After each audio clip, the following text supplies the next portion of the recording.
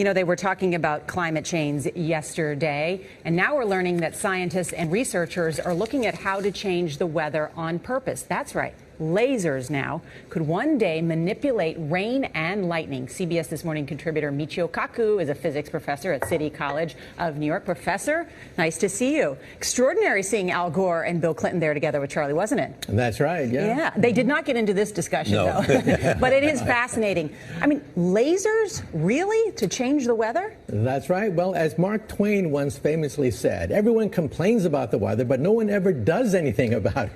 Well, instead of doing a rain dance, we physicists are firing trillion-watt lasers into the sky to actually precipitate rain clouds and actually bring down lightning bolts. This is potentially a game changer. But this is experimental. It's experimental. However, in the laboratory so far it works. When you have water vapor and you have dust particles or ice crystals, you can precipitate rain. It condenses around the seeds.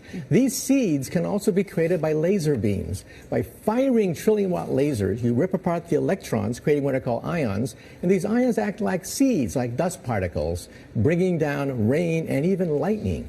Go ahead.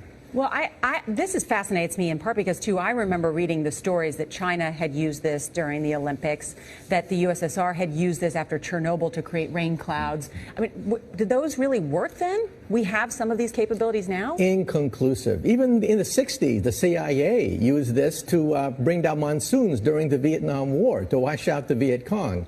Governments have been playing with this thing. Alleged to. Alleged to, right. Yeah. Now, we realize that for decades now, these governments have been alleged to have experimented with weather control, but nothing conclusive. This time we're bringing in the laws of physics rather than simply waving our hands and uttering mumbo-jumbo. We're actually using trillion-watt lasers now. And in the laboratory, sure enough, they precipitate rain out of water vapor.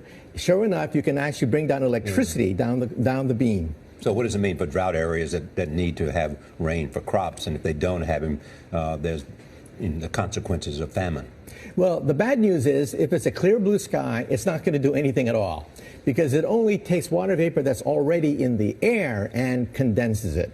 However, for floods, for agriculture, farmers, for people planning wedding parties, football games, you name it, outdoor events and agriculture and flooding and even hurricanes, all of them could be subject to weather modification. Incredibly interesting. Professor Michio Kaku, thank you so much.